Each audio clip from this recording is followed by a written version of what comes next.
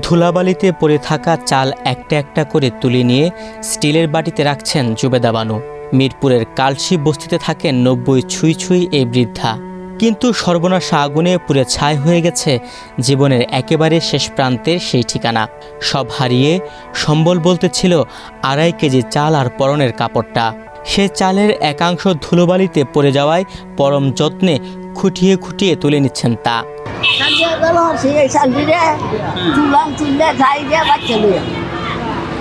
এত মাটিতে বাঁচবেন কিভাবে চালগুলা?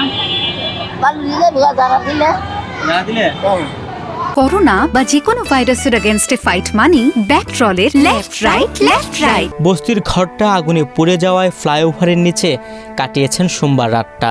দুপুরে লবণ মরিচ দিয়ে পান্তা ভাত খেয়েছেন জুবেদা বানু।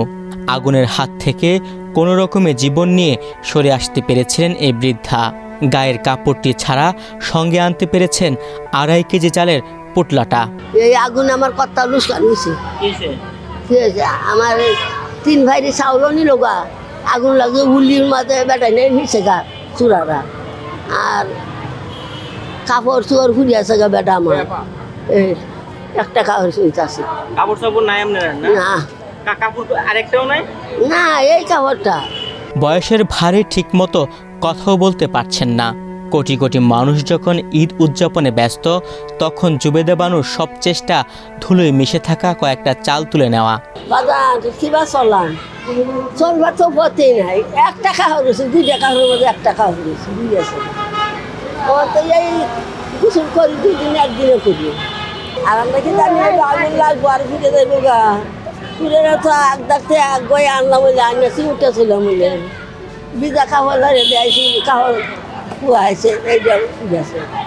একটা বার নাই, 3 ভাইয়ের চাল আনিয়ে আসলাম একবারে রাতানে বলে আমার 3 ভাইয়ের চাল দিয়ে ইজ্জত করি। যারা আবার দেখে এসে 3 ভাইয়ের চাউলও কোন গুলামের হুলায় ডাইলা মিশে না।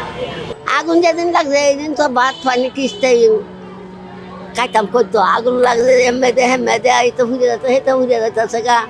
শিক্ষায় দুঃখের কর্তা আছি, মানুষ আইতো জিমাইতো এটা। আচ্ছা, আজকে দুপুরে কি খাইছেন? আজ দুয়ার তো পানি ভাত খাইছি বাবু। পানি ভাত?